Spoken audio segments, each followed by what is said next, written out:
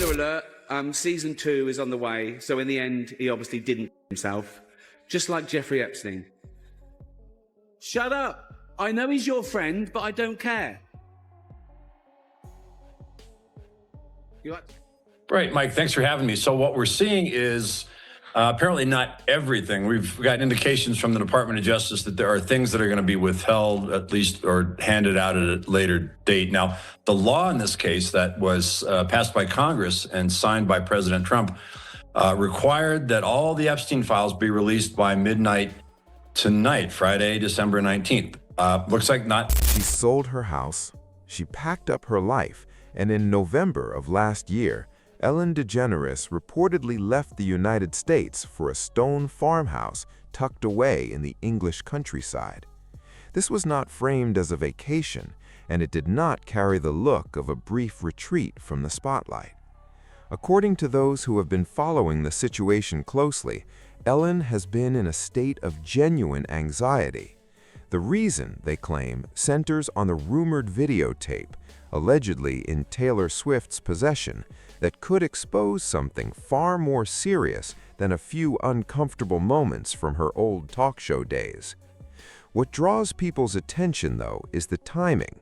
Around the same week that Epstein-related court documents began to be unsealed, Ellen quietly slipped away from American soil.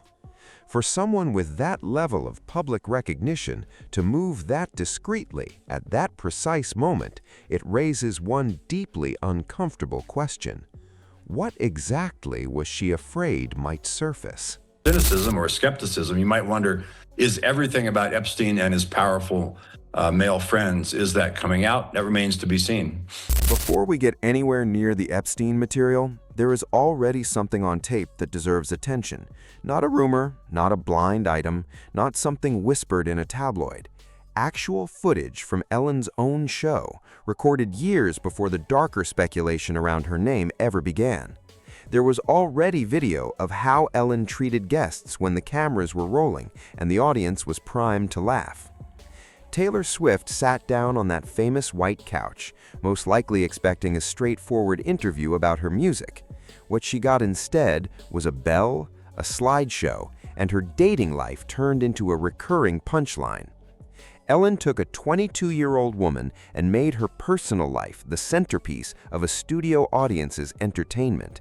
Then, she called Swift's romantic situation pathetic, on camera, in front of millions of people. And it did not stop there. Ellen hid behind a bathroom door with a hidden camera and jumped out, startling Swift badly enough that the singer stumbled and later spoke about how unsettled it made her. Watch the clip carefully. Swift's body language shifts the moment it happens. She stiffens, she flinches, she asks for it to stop. Ellen keeps going. Then came the hidden hallway prank, the forced cover girl segment, where Swift was made to squint and walk in a way that was clearly designed to embarrass her, and the repeated questions about boyfriends, even after Swift said, more than once, that she was not seeing anyone. This was not the comfortable back and forth of two people sharing a joke. The imbalance of power was plain, and the discomfort was visible throughout. That is what makes those older clips feel increasingly strange in hindsight. Swift's fans have gone back through those episodes and noticed a pattern: the hidden cameras, the visible satisfaction Ellen seemed to take in watching guests lose their composure, the way surveillance was dressed up as lighthearted fun. And when you return to some of Swift's later music, the lyrics about being watched in private spaces, about relentless pressure, about people who smile while they cause harm, it starts to sound less like pop storytelling and more like someone working through something the public never fully understood. That is not a claim that Swift was secretly referencing Epstein, but whatever shaped that dynamic clearly left a mark. And for months, people online have been connecting those dots, regardless of whether Ellen's legal team finds it convenient. The cruelty visible on camera is only the starting point. That alone is not why people believe Ellen DeGeneres is now living quietly in the English countryside. According to real estate records confirmed by People, Vanity Fair, and The Wrap, Ellen and Portia de Rossi sold their American home and relocated to a remote property in November of 2025. The explanation reportedly offered to friends was the presidential election. Ellen wanted out of the country. That is the version she wants people to accept. The problem is that the timing aligns almost exactly with the continued unsealing of Epstein-related documents. Around the same week the House Oversight Committee began releasing files, Ellen was already gone. That could be an extraordinary coincidence, or it could mean she had reason to believe something was about to surface. From there, the story only becomes harder to make sense of. Just a few months after Ellen's departure, the Department of Justice and the FBI issued an official memo in April of 2026 stating that no Epstein client list existed in government files, that no further documents would be released, and that the investigation was closed. According to the government, there was nothing left to find. But just 2 months ago, Attorney General Pam Bondi had stated on camera that Epstein files were sitting on her desk for review and were going to be made public. Then, suddenly, those same files were said not to exist in the way people had been led to believe. So which version is accurate? Was she overstating things then, or is the government downplaying things now? And if there was truly nothing left to reveal, why did Ellen leave at the precise moment those files were expected to come out? That unresolved space is what makes the whole situation so difficult to look away from. Ellen cannot return to the United States without walking into a wall of questions she has shown no interest in answering. The moment she steps off a plane, the cameras will be there. But she also cannot be formally implicated in anything if the government says the evidence no longer exists. So she remains in this strange, suspended state, not charged, not cleared, just living somewhere else while the questions continue to follow her. The woman who spent years telling everyone to be kind and to dance is now reportedly tucked away in a countryside house where some of her own neighbors wish she had chosen somewhere else. That is not how courtroom stories end. It's something quieter and in many ways colder. And sometimes that kind of ending is harder to shake than any document ever could be. To bring you some of these big top headlines that we are following for you. And one of them, the vault is open for more of the Epstein files to come out. So what exactly was she afraid of? Because honestly, celebrities do not walk away from 30 years of brand equity and relocate to another continent over a single disappointing election result. Plenty of high-profile figures despised that outcome and never packed a single box. Ellen left. She sold. She moved overseas. And she did it right at the moment the world was anticipating more names connected to Jeffrey Epstein's network. Then, Rosie O'Donnell, who has never made any secret of her contempt for Ellen, went public with a claim that is not easy to dismiss. O'Donnell said Ellen had been to Epstein's island. She did not hedge it. She did not frame it as speculation. She said it directly, as someone who has spent decades moving through those same elite social circles. Now, look at what Ellen did in response. Nothing. No lawsuit, no formal denial, no statement from attorneys, no press release. A person with a multi-billion-dollar media legacy and access to some of the most aggressive legal representation in the entertainment industry would normally move quickly against an accusation that serious. Instead, Ellen went silent. Then, months later, when the Trump administration threatened to revoke O'Donnell's citizenship, Ellen finally spoke. But not to deny the Epstein claim, and not to distance herself from O'Donnell. She posted support for her on Instagram. "Good for you," she wrote. That leaves the public with a genuinely puzzling picture. A woman publicly accuses you of visiting a notorious figure's private island, and when that same woman comes under political attack, your response is to defend her. That is extremely difficult. And, you know, in a relationship, and I think many of us have them, you come to a fork in the road. What do you want and what do I want? And those goals, that intent in life is determined by the individual. And her intent and my intent were different, and that's why we separated. The government says there is no client list. The case is closed, the files are sealed. And yet, Ellen DeGeneres is living in England after selling her American home around the time those documents were being unsealed, saying nothing in response to a direct public accusation, and conducting herself like someone waiting on a verdict that may never officially arrive. So what are people supposed to believe? That there is genuinely nothing to expose? Or that Ellen understood enough about what was coming to leave before the window closed? And if the government truly found nothing, why did Pam Bondi say those files were sitting on her desk for review just months before the DOJ announced there was no list to release? You do not have to accept every theory circulating online to acknowledge that the timing looks deeply unusual. You only need to look at the move, the silence, the accusation, and the sudden solidarity between two women who were supposed to want nothing to do with each other. Once those pieces are placed side by side, they become very difficult to look past. If you want a clear example of what it looks like when a system protects its own, consider what happened in December of 2025. 10 survivors of Jeffrey Epstein stood on the steps of the Capitol. They stated their names, they looked directly into the cameras, they described what had been done to them, some of them beginning as young as 14 years old. They had one request. They wanted President Trump to use the authority of his office to force the release of the Epstein files. They were asking to be seen as real people, not political tools. Then, within minutes of that press conference ending, Trump dismissed the entire push for Epstein files as a Democrat hoax. 10 women, public testimony, a direct appeal to the most powerful office in the country, brushed aside in a single sentence. That does not look like a system that wants transparency. It looks like one working to end the conversation entirely. And then there was this.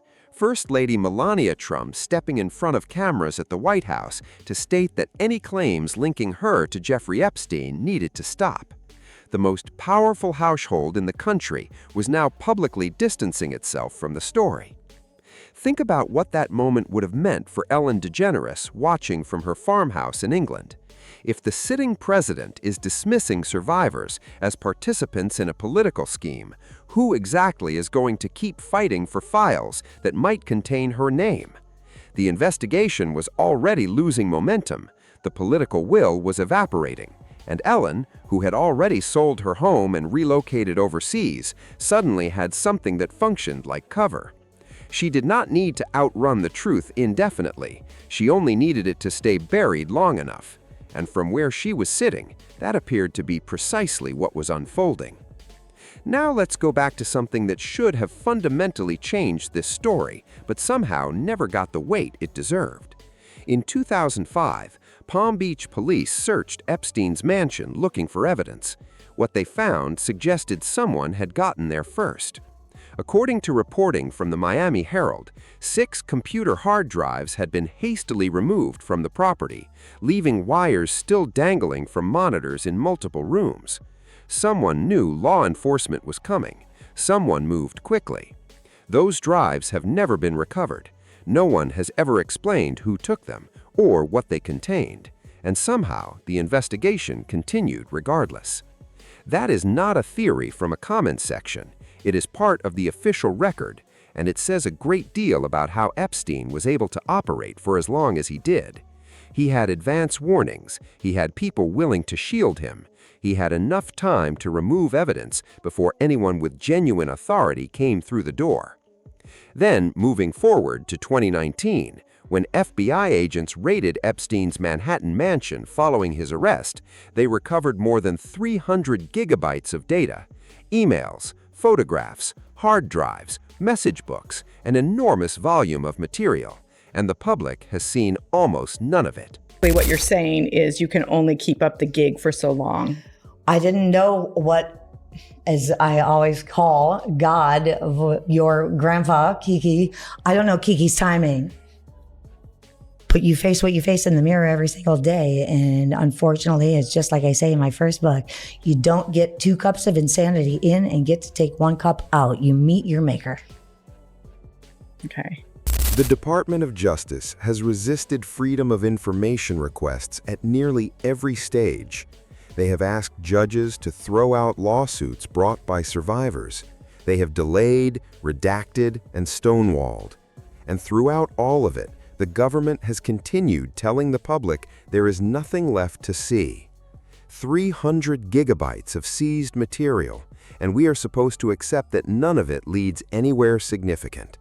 You do not raid a property, collect that volume of evidence, and then expect people to believe it all amounts to nothing. The far more plausible explanation is that the material contains names, influential names, and that someone in a position of authority made the decision that those names should never reach the public. And then there is the dark irony of Ghislaine Maxwell. She is currently serving a 20-year federal prison sentence at a facility in Tallahassee, Florida. According to prison program records, she has been teaching etiquette classes. The curriculum, by description, centers on respect, consideration, and honesty. A woman convicted of some of the most serious crimes imaginable is now standing in front of a room instructing other people on how to conduct themselves with dignity. Meanwhile, the survivors who testified against her are not teaching anyone anything. They are living every day with what was done to them. They are still standing on Capitol steps asking for basic transparency. They are being called political props by the sitting president. Maxwell gets a classroom. The survivors get dismissed. And the system that allowed all of this to happen for as long as it did continues to protect the people at the top while everyone else is expected to quietly move on. It's about the idea, right? They would bring these girls in and then they would have them recruit other girls, and that was kind of the network that was being built up. From a prosecutorial point of view, from a legal point of view, somebody's looking at this and saying, wait a minute, I'm looking at these filings and they're identifying certain people or they're redacting certain other people, and they say there's not enough evidence to charge this person or limited evidence regarding involvement. What does that mean? So for a layperson, what does that mean? Now look at Prince Andrew. In February of 2026, Thames Valley Police arrested him on suspicion of misconduct in public office. The allegation is that he passed confidential information to Epstein during his time as the UK's trade envoy. King Charles issued a statement saying the law must take its course. Andrew was stripped of his royal titles. He was removed from Royal Lodge. He lost his military affiliations, his patronages, and the public identity he had carried his entire life. He is now known simply as Andrew Mountbatten Windsor. He is facing genuine criminal proceedings. Meanwhile, Ellen DeGeneres is sitting in a farmhouse in that same country, untouched by anything remotely close to that level of scrutiny. So why the difference? Was Andrew simply too prominent to protect? Was the evidence against him more difficult to suppress, or did he wait too long to quietly remove himself from the picture? The uncomfortable reality is that if Ellen had remained in the United States, she may well have faced a very different kind of pressure. Instead, she sold her house, moved to another continent, and allowed the media cycle to move on, while the government quietly shut down its investigation. That does not establish guilt, but it does have the distinct appearance of a calculated exit. And for now, it worked. The files stayed sealed, Ellen stayed free, and the survivors are still waiting for answers. Let me remind you of something that should not be overlooked. The same Department of Justice that closed the Epstein investigation is the same Department of Justice that signed the non-prosecution agreement back in 2007, the deal that allowed Epstein to plead guilty to charges that barely scratched the surface while avoiding federal prosecution entirely. That agreement also extended protection to 4 named co-conspirators, along with any potential co-conspirators yet to be identified. People called it the deal of the century, and not without reason. And now the same agency that engineered that arrangement is telling the public there is nothing left to release. So forgive the skepticism. Forgive the feeling that the outcome of this investigation was being shaped long before Ellen ever packed a single bag. So where does that leave us? The government says the case is closed. The survivors say otherwise. Hard drives went missing before police could secure them. Prosecutors made secret deals that shielded powerful people. A convicted trafficker is teaching etiquette classes in a federal prison. A royal was arrested, and Ellen DeGeneres is living outside the United States, having left the country around the precise moment those files were expected to become public. You do not have to accept every theory in circulation to recognize that the official version of events has serious unresolved gaps. The question now is whether anyone will ever force the full truth into the open before the people who may know the most are all comfortably beyond reach. What do you think was really on those missing drives, and why does it keep feeling like the people with the answers are getting farther away? Drop your thoughts below. I am not done with this one. Talk soon.